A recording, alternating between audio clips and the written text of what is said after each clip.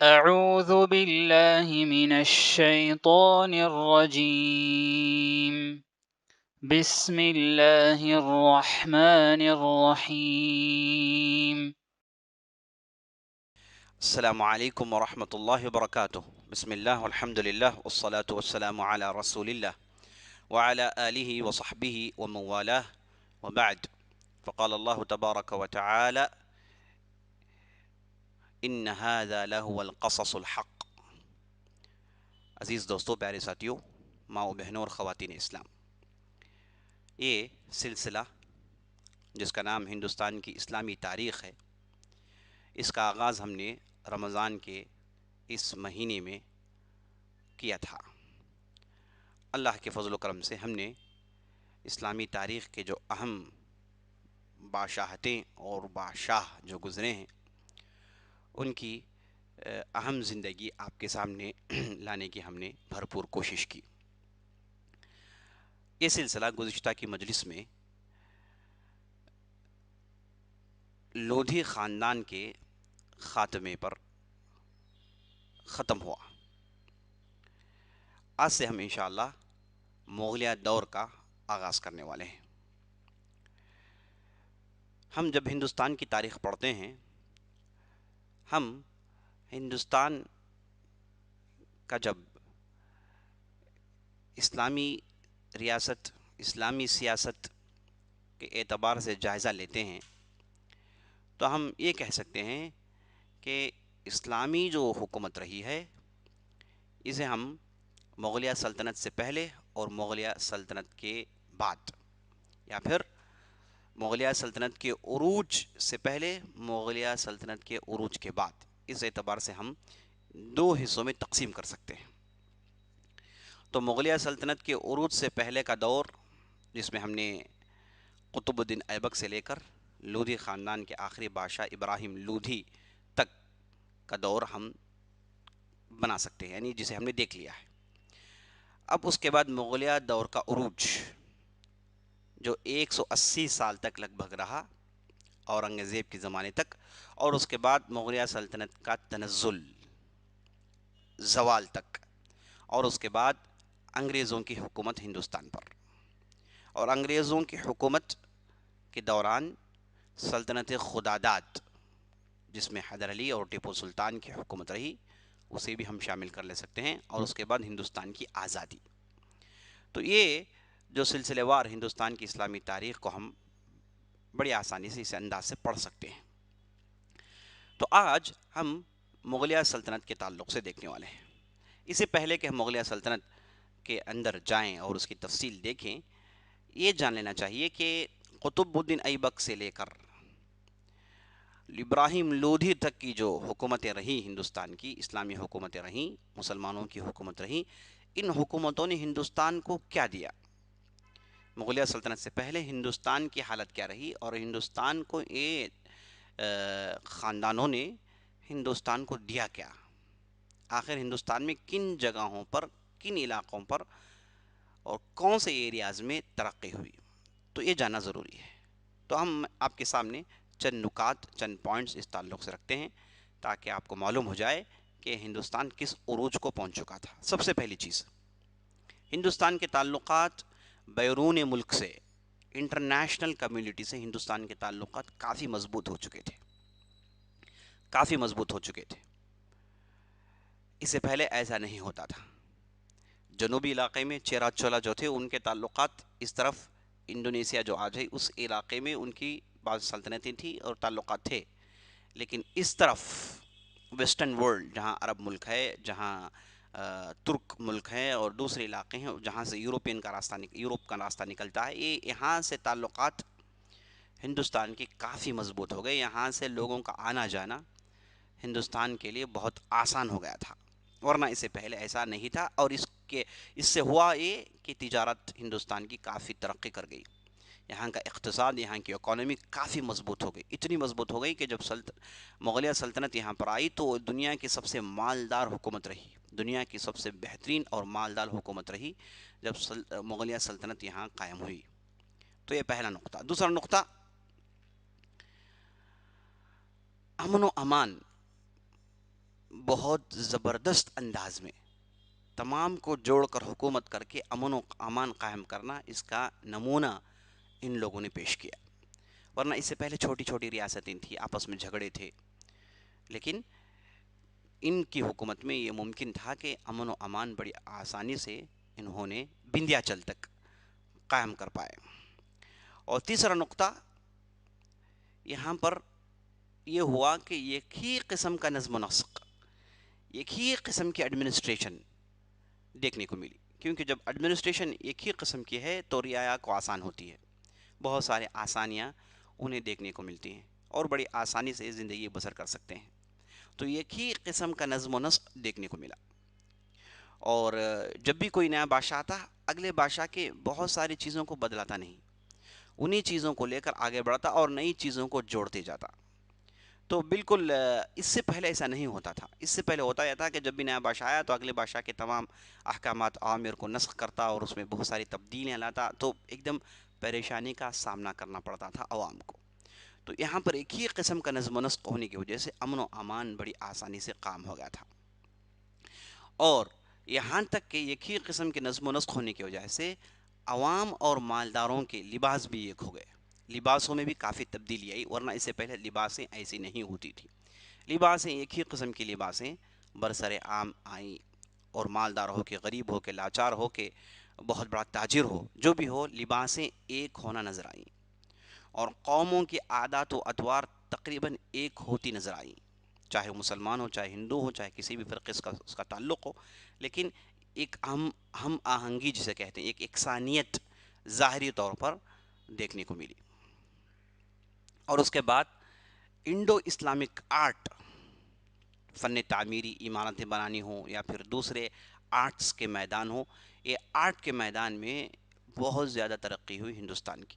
ورنہ اس سے پہلے ہم ان چیزوں کو دیکھ نہیں سکتے تھے. بہت سارے قالین ہو گئی، برتن ہو گئے، استعمال کرنے کی چیزیں ہو گئیں، کھانا پینے کے سامان ہو گئے، تو اس میں کافی اس میں جو ہے ترقی ہوئی. اور اس کے بعد زبانیں، نئی زبانیں ایجاد ہوئیں، خاص طور پر اردو زبان جو آج ساری دنیا میں نمبر 5 پر ہے، جسے سب سے زیادہ لوگ بولتے ہیں. بول چال کی زبان اردو زبان کا آغاز انہی کے لوگوں پر، انہی کے زمانے میں ہوا. اور اس کی بھی کئی ترقیاں ہوئی، دکنی، ریختہ، یہ جو ترقیاں ہیں، اس کی جو مختلف صورتیں ہیں، یہ سب کچھ انہی کے دور میں پیش آیا، جو ہندوستان کے لیے ایک بہت بڑی دین تھی، جو آج تک لوگ اس سے فائدہ اٹھا رہے ہیں. اور مال کی فراوانی، جسے میں نے پہلے ذکر کیا، تو غیر ضروری مال کی فراوانی ہوئی ہندوستان میں. اور ارزانی اور مال کی فراوانی، یہ دو ایسی چیزیں تھیں جنہیں بڑے اچھے انداز سے ٹیکل کیا گیا، اور اس کے ذریعے سے لوگوں کو بہت زیادہ فائدہ ہوا. اور توحید کا احیاء. اس سے پہلے ہندوستان میں توحید، ایک خدا کی عبادت کا تصور دور دور تک نہیں تھا. یہاں کی مختلف مذاہب، یہاں کے مختلف فرقے، یہاں کے مختلف عادات و اطوار، رسم و رواج، ان میں توحید کا جو شعلہ یہ لگ بھگ بجھ چکا تھا. تو مسلمان آئے تو یہاں پر توحید کا عروج ہوا، اور تزکیۃ النفس پر کافی کام ہوا، اور مذہبی رنگ کو ایک نئے ڈھنگ سے یہاں کے لوگوں نے دیکھا. مذہب، ایک اچھے خاصے مذہب کو لوگوں نے بڑی قریب سے دیکھا. یہ ہندوستان میں ہوا.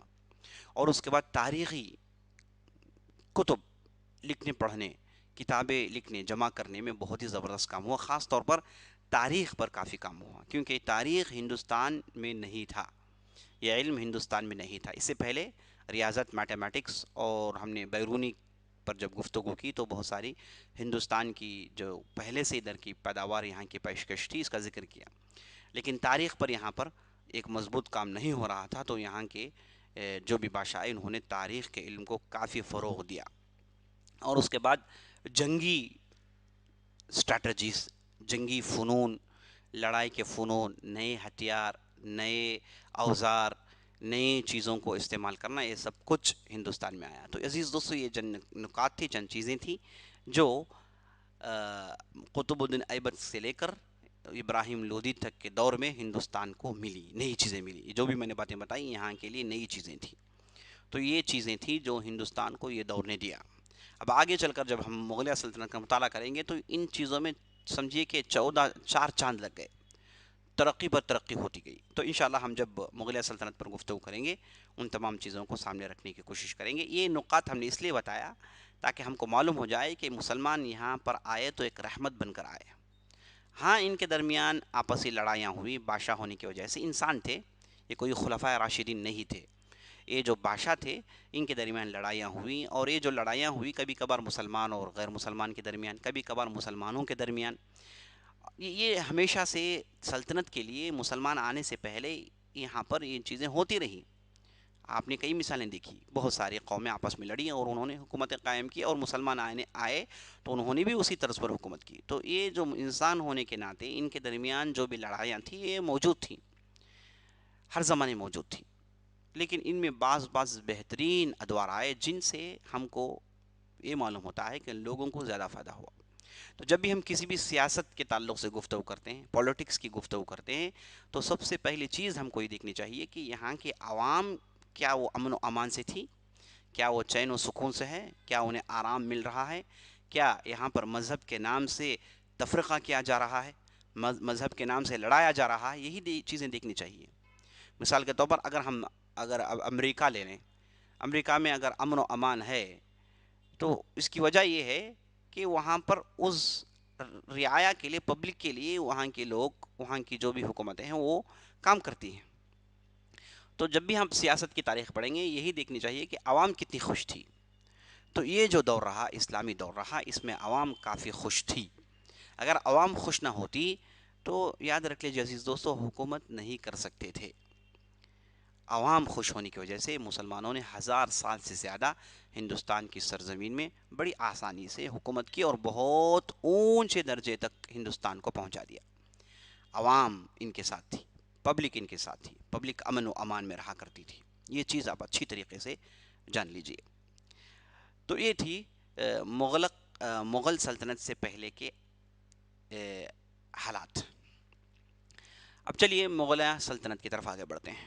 ہم نے گزشتہ کی مجلس میں دیکھا کہ ابراہیم لودھی تھے جو لودھی خاندان کے آخری بادشاہ. وہ بابر سے ایک زبردست لڑائی ہار جاتے ہیں 1526 میں. 1526 یعنی 1526 عیسوی میں پانی پت کی جو دوسری لڑائی تھی جس میں بابر نے ابراہیم لودھی کو شکست دی تھی. وہ بھی تفصیل انشاءاللہ آگے آئے گی. اب ہم یہ جان لیں کہ یہ مغل کون ہیں، یہ مغل کون ہیں، یہ منگول کون ہیں، یہ تاتار کون ہیں، یہ ترک کون ہیں. یہ چاروں الفاظ کے تعلق سے جاننا ضروری ہے کیونکہ جب بھی ہم تاریخ کی کتابیں پڑھتے ہیں یہ الفاظ اصطلاحات لوگوں کو پریشان کرتی ہیں. کیا تتار منگول نہیں تھے؟ کیا مغول ترک نہیں تھے؟ تو یہ ترکی بولنے والے تھے، یہ کون تھے؟ یہ تو یہ چیزیں جاننا ضروری ہے. تو عزیز دوستو اس تعلق سے جان لیجئے کہ سب سے پہلی چیز موسیٰ. چلیے ہم شروع سے آتے ہیں. نوح علیہ السلام کی 3 اولاد تھی، سام، حام، یافس. سام، حام، یافس. یہ مورخین سمجھے کہ تقریباً مورخین کے درمیان اس پر اتفاق ہے کہ یہ نوح علیہ السلام کی 3 اولاد جو تھی انہی سے ساری دنیا کی نسل چلتی ہے. عرب جو ہو گئے، عرب ہو گئے، یہ جو بنی اسرائیل وغیرہ ہو گئے، یہ سب ہے نا، یہ سام کی اولاد سے تھے. حام کی اولاد کے تعلق سے کہا جاتا ہے کہ افریقہ کے علاقے انہی کے اولاد سے ہیں. اور اس کے بعد یہ جو یافس تھے وہ جو اہل چین ہیں، اہل منگول ہیں، یہ سب یافس کی اولاد، ترک جو ہیں یہ یافس کی اولاد مانی گئی. تو یافس کے اولاد میں سے ایک شخص پیدا ہوئے جن کا نام تھا ترک.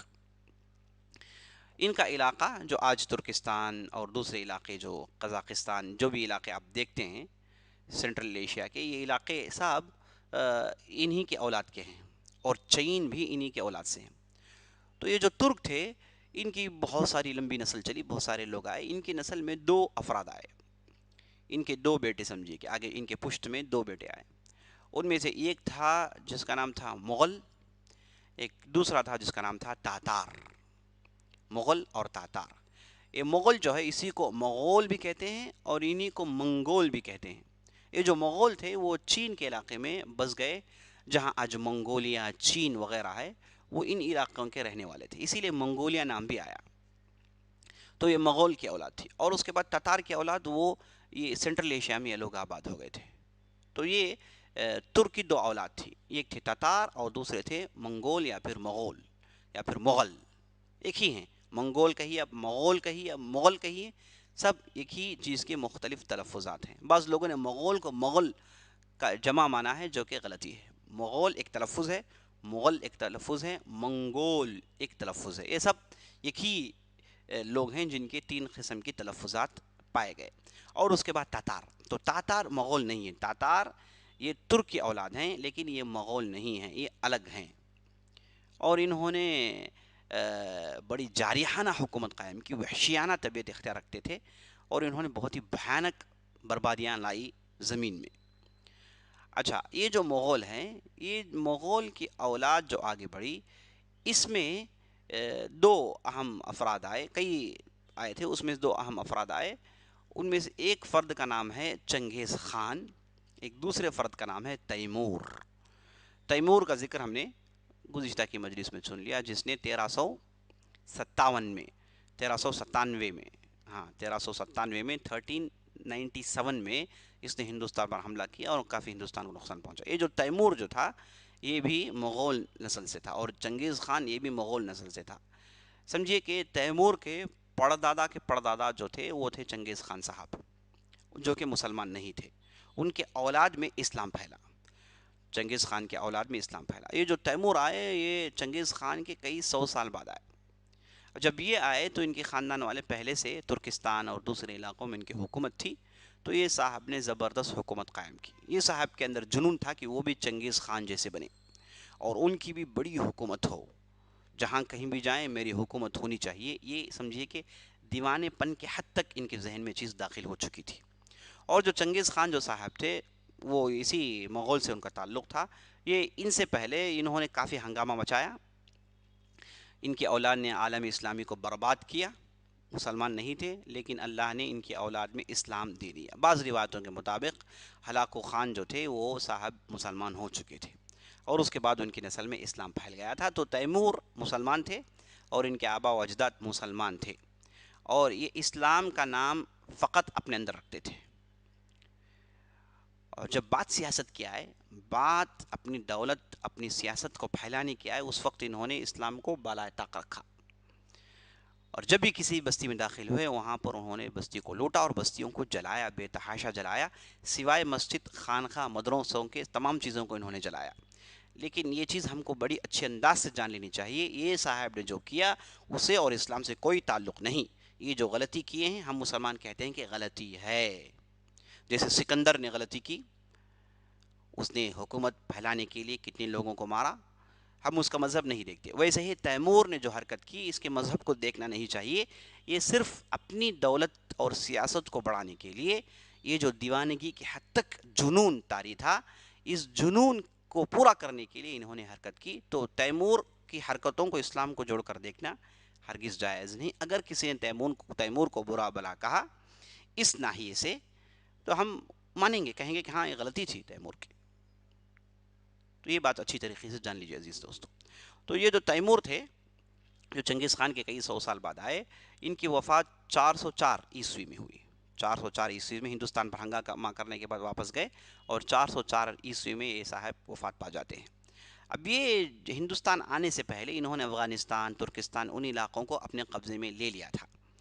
اب ہم جب قطب الدین ایبک کی بات شروع کی، تو ہم پورے کے پورے ہندوستان میں آ گئے۔ جب غزنوی سلطنت کی بات کر رہے تھے، تو ہم نے افغانستان اور دوسرے علاقوں، بلخ وغیرہ کے علاقوں، سمرقند علاقوں کی بعض تاریخ آپ کے سامنے رکھی۔ لیکن جب قطب الدین ایبک کا آغاز ہوا، تو ہم نے پورا زور، پورا کنسنٹریشن ہم نے ہندوستان میں ڈال دیا، کیونکہ وہی ہمارا موضوع ہے جس پر ہم گفتگو کر رہے ہیں۔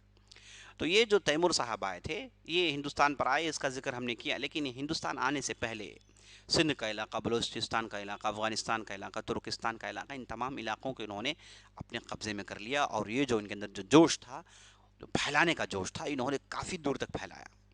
اب یہ جو تیمور جو صاحب تھے، انہوں نے صرف ہندوستان پر حملہ نہیں کیا، جہاں کہیں بھی گئے انہوں نے یہی قیامت برپا کیا۔ جہاں کہیں بھی گئے ان کی یہی حرکت رہی، یہی قتل عام رہا۔ لیکن تعجب کی بات یہ ہے، دیکھیے عجیب و غریب لوگ تاریخ میں گزرے ہیں۔ یہ جو تیمور صاحب تھے، بڑے عجیب و غریب تھے۔ یہ بستی میں داخل ہوتے ہیں تو بستی کو جلا ڈالتے ہیں، اور جیسے ہی بستی ان کے ہاتھ میں آ جاتی ہے، ان کی حکومت وہاں پر قائم ہو جاتی ہے، تو بڑا ہی امن و امان، انصاف قائم کرتے تھے، انصاف و عدل کو قائم کرتے تھے۔ رعایا ان سے ان کی حرکتوں سے خوش ہو جایا کرتی تھی، انصاف قائم کرتے تھے، اور اسلامی رسم و رواج کو قائم رکھنا بھی یہ پسند کرتے تھے. یعنی عجیب و غریب، یعنی اپنی بستی میں داخل ہونے سے پہلے ایک رویہ، بستی میں داخل ہو کر بستی ان کی ہو گئی تو ایک الگ رویہ. سبحان اللہ. تو یہ اس چیز کے لیے تیمور مشہور ہے. تو تیمور جو ہندوستان پر حملہ کیے، بہت جہاں کہیں بھی گئے انہوں نے ایسا ہی حملہ کیا. تو اب لوگ یہ کہتے ہیں کہ غزنوی جو تھے ہندوستان پر حملہ کیے، تو یاد رکھ لیجئے ہندوستان پر حملہ نہیں، ان کا حملہ یہ جہاں ان کی بستی تھی آس پاس کے علاقوں میں ان کے ایسے ہی حملے ہوتے تھے. لیکن تیمور اور غزنوی محمود غزنوی میں آسمان زمین کا فرق ہے. محمود غزنوی وحشی اور جارحانہ طبیعت کے نہیں تھے، یہ جو تیمور تھے وہ اسی طبیعت کے تھے. بہرحال یہ جو تیمور تھے 404 عیسوی میں ان کی وفات ہو جاتی ہے. انہوں نے سمرقند کو اپنا دارالخلافہ بنایا، اپنا دارالسلطنت انہوں نے سمرقند کو بنایا، اور سمرقند کو انہوں نے بہت ہی خوب سینچا سجایا، ایک زبردست بستی بنائی. اس دور میں سمجھیے کہ سمرقند ساری دنیا کا سب سے خوبصورت ملک اور سب سے ترقی یافتہ ملک ہوا کرتا تھا. سمرقند آج ازبکستان میں ہے. تو یہ جو سمرقند ان کا دارالخلافہ تھا، تو سمرقند کو دیکھ کر لوگ کہتے تھے کہ یہ ایسی حکومت ہونی چاہیے، تو ایسا نام انہوں نے کمایا تھا. تو یہ تھے تیمور صاحب. اچھا، تیمور کے چھٹی نسل میں، تیمور کے چھٹی پشت میں ظہیر الدین پیدا ہوئے، جنہیں لوگوں نے بابر کہا. لوگوں نے انہیں بابر کے نام سے یاد کیا. ظہیر الدین ایک عربی نام تھا، چونکہ یہ ترک جو تھے یہ عربی تلفظ ٹھیک سے ادا نہیں کر پاتے تھے، تو انہوں نے ان کا نام بابر رکھ دیا. ان کی زبان میں شیر کو کہتے ہیں. تو یہ نام تھا ان کا ظہیر الدین کا، بابر کے نام سے مشہور ہوئے. تو یہ جو منگول کہیے آپ، تتار کہیے آپ، یہ سب کی زبان ترکی زبان تھی. یہ ترکی زبان بولتے تھے، ترکی زبان کو ترقی دیتے تھے، چاہے وہ محمود غزنوی ہو یا پھر شہاب الدین غوری ہو یا پھر اس کے بعد جو بھی آئے، یہ سب ترکی زبان بولنے والے تھے. تو عربوں کے بعد ترکی اپنی حکومت قائم کیے، اور اس کے بعد جب لودھی آئے، یہ جو لودھی تھے یہ افغان تھے، یہ پٹھان تھے. لودھی پٹھان تھے، اور انہوں نے فارسی کی سرپرستی کی. سکندر لودھی کے تعلق سے آپ نے گزشتہ کی مجلس میں گفتگو سن لی. تو انہوں نے فارسی کی سرپرستی کی تھی. تو پہلے عرب، بعد میں ترک، بعد پھر فارسی، اور پھر مغول آئے تو انہوں نے فارسی کو اپنے پاس رکھا اور ترکی زبان کو بھی یہ ترقی دیتے رہے. تو یہ ظہیر الدین بابر جو تھے، یہ تیمور جانے کے بعد لگ بھگ سمجھے کہ 70-75 سال کے بعد یہ پیدا ہوئے فرغانہ ایک علاقے میں، جو وہیں ترکستان ازبکستان کے آس پاس یہ علاقہ پڑتا ہے، افغانستان کے بارڈر وغیرہ میں. تو اس علاقے میں پیدا ہوئے. تو جب پیدا ہوئے تو ایسے خاندان میں انہوں نے آنکھیں کھولیں جو پہلے سے اس علاقے کے شہزادے تھے، پہلے ہی اس علاقے کے حکمران تھے. تیمور کے جو کئی گورنرز تھے، ان میں سے ایک گورنر کے یہاں یہ پیدا ہوئے. تو یہ جو تھے فرغانہ کے حاکم مقرر ہوئے ان کے سرپرست جانے کے بعد. لیکن وہاں کے آپسی جھگڑوں کی وجہ سے انہیں ان کی گورنری سے دھکے دے کر نکال دیے گئے تھے، اور گورنری سے نکلے تو در بدر ہو گئے، جلا وطن ہوئے، دوسرے علاقے میں گئے. تو یہ ہندوستان آنے سے پہلے بہت سارے علاقوں میں بھٹک رہے تھے. ایسے بھی دور آئے کہ بابر ایک زمانے میں بغیر چپل کے شہروں میں گھوما کرتے تھے. سمرقند ہو گیا اور دوسرے علاقے ہو گئے، غزنی ہو گیا، ان علاقوں میں بغیر چپل کے گھوما کرتے تھے. اتنی ان کی قسم پرسی کا عالم ہو گیا تھا، فقیری کا یہ عالم ہو گیا تھا. تو اچانک ان کی زندگی میں تبدیلی آتی ہے، یہ دوبارہ اٹھ کے کھڑنا چاہتے ہیں. تو دوبارہ اٹھ کے کھڑتے ہیں اپنی محنتوں سے، دوبارہ فرغانہ جو ان کا علاقہ تھا اس پر دوبارہ قابض ہو جاتے ہیں. اور اس کے بعد دیکھتے ہی دیکھتے ان کے اندر اتنی ترقی ہو جاتی ہے اور ان کے آس پاس اتنے زبردست لوگ جمع ہو جاتے ہیں، ایک مضبوط لشکر قائم کرتے ہیں. اور اس کے بعد وہاں سے یہ آگے بڑھتے ہیں تو غزنی کو اپنے قبضے میں لے لیتے ہیں، اور سمرقند کو اپنے قبضے میں لے لیتے ہیں، دوسرے علاقوں کو اپنے قبضے میں لے کر ہندوستان میں آنے کے لیے تیار رہتے ہیں. میں آپ کو یہ بھی بتا دوں کہ یہ 1526 میں ہندوستان میں حملہ کرنے سے پہلے 4 مرتبہ ہندوستان میں حملہ کر چکے تھے. اور ہم جانتے ہیں علاء الدین خلجی اور اس کے بعد محمد بن تغلق، غیاث الدین تغلق، یہ ایسے لوگ تھے جنہوں نے مغولوں کو ہندوستان میں آنے نہیں دیا تھا. بالکل سد باب ہو گیا تھا، بالکل بڑے خطرناک انداز سے منگولوں کو ہندوستان میں داخل ہونے نہیں دیا تھا. تو ان میں بعض حملے بابر نے بھی کیے تھے لیکن آ نہیں پائے. آ نہیں پائے. تو جب لودھیوں کی حکومت قائم ہوئی تو لودھیوں، خاص طور پر سکندر لودھی کے بعد، یہ خاندان میں جو آپسی جھگڑے، آپسی چشمق جو ہو رہا تھا، یہ عام طور پر ایسے ہی ہوتا ہے. جب آپس میں لڑائی ہو جائے، خانہ جنگی ہو جائے، دربار میں لڑائی ہو جائے، تو باہر کے لوگ بڑی آسانی سے داخل ہو جاتے ہیں. تو بابر بھی لودھیوں کی لڑائی کے انتظار میں تھے. لڑائیاں جب ہو رہی تھی تو لودھی خاندان کے ایک فرد جن کا نام دولت خان تھا، جو لاہور کے حاکم تھے، صوبے دار تھے، انہوں نے بابر سے کہہ دیا کہ اب آ جائیے، آپ کے آنے کا موقع ہے. یعنی اسے معلوم ہوا کہ بابر باقاعدہ ہندوستان پہ چڑھائی کرنے کے لیے بالکل تیار تھے. وہ علاقوں کو اپنے قبضے میں کر لیا، فوج تیار کر لی، اور ہندوستان میں داخل ہونے کے لیے بے تاب ہو رہے تھے. لیکن ہو نہیں پایا. 2-3 مرتبہ حملہ کیے، اس سے پہلے کہ بادشاہوں نے آنے نہیں دیا. تو یہ جب دولت خان لودھی نے دعوت دی تو 1525 میں پہلا حملہ کیا ابراہیم لودھی کے پاس، ہار کر واپس چلے گئے. اور دوسرا حملہ جب ہوا تو جو بڑا ہی بھیانک حملہ ہوا، اس وقت ابراہیم لودھی کے پاس 1 لاکھ سے زیادہ فوجدار تھے، 1 لاکھ سے زیادہ ان کے لشکر تھی، اور بابر کے پاس 15,000 کے آس پاس تھی.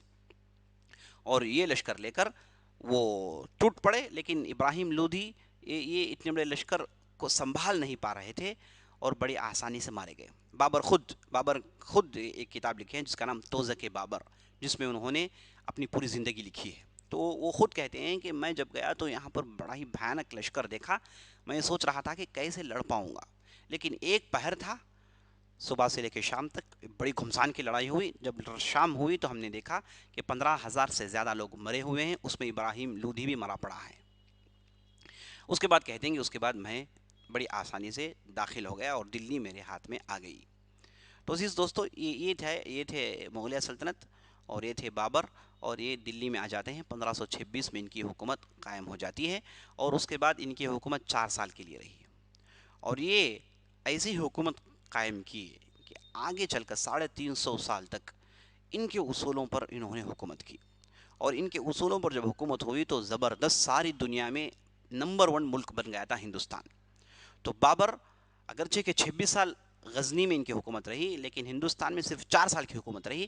لیکن ہندوستان کے رگ و ریشے سے واقف ہو گئے، ہندوستان کے نبض کو انہوں نے پہچان لیا، اور انہوں نے تاریخی نصیحت کی ہمایون کو، جو ان کا لڑکا تھا نصیر الدین جن کا نام تھا. ہمایون کی کے حق میں جو نصیحت ہوئی وہ بہت ہی زبردست نصیحت تھی. انشاءاللہ آئندہ مجلس میں ہم آپ کے سامنے اس نصیحت کو پڑھیں گے، اور انشاءاللہ وہاں سے ہم مغلیہ سلطنت کیسے ہندوستان میں پنپ پائے اور کیسی ترقی ہوئی، اور شیر شاہ سوری ایک زبردست عالم، زبردست فقیہ، اور ساتھ ساتھ زبردست بادشاہ جو ہوئے تھے، یہ کون تھے، ان کی کیا ترقیاں تھیں، یہ سب انشاءاللہ ہم آئندہ مجلس کے لیے رکھتے ہیں. تب تک کے لیے اجازت دیجیے.